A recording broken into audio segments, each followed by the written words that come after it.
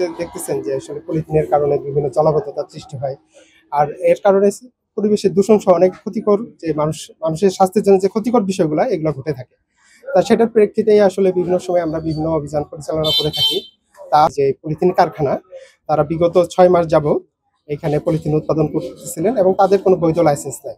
এবং পরিবেশের জন্য যে ক্ষতিকর যেটা নিষিদ্ধ পলিথিন সেটা তারা উৎপাদন করতেছিলেন। যেহেতু আমরা স্পটে এসেছি এবং ওনাদের যে অবৈধভাবে যে পলিথিন তৈরির বিষয় এবং পরিবেশের জন্য পলিথিন যে ক্ষতিকর সেটা ওনারা তৈরি করতেছেন।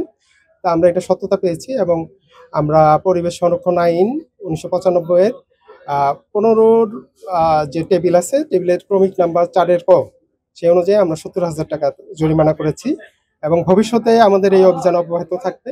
জানেন যে আমাদের র্যাব ১১ CPC 1 আমাদের নারায়ণগঞ্জ শহরে আমরা আশেপাশে যেসব পলিথিন উৎপাদন হয় যেগুলো পরিবেশের জন্য খুবই ক্ষতিকর সেটার উপর আমরা নিয়মিত অপারেশন করে থাকি এবং তারই ধারাবাহিকতায় আজকে আমরা এখানে এসেছি এই কাশীপুরে এবং এখানে আমরা ৮২৫ কেজি অবৈধ পলিথিন পেয়েছি কারখানায় এবং আমাদের বিজ্ঞ ম্যাজিস্ট্রেট আসছেন ওনাদেরকে ৭০,০০০ টাকা জরিমানা করেছেন এই পলিথিন উৎপাদনের কারণে। অবৈধ পলিথিন এটা পরিবেশের জন্য ক্ষতিকর, আমাদের স্বাস্থ্যের জন্য ক্ষতিকর। আমরা সব জায়গায় আমাদের পলিথিন যেখানে উৎপন্ন হবে সব জায়গায় আমরা এই বিষয়ে আরো নজরদারি বাড়াবো এবং আমরা প্রয়োজনীয় ব্যবস্থা নিব।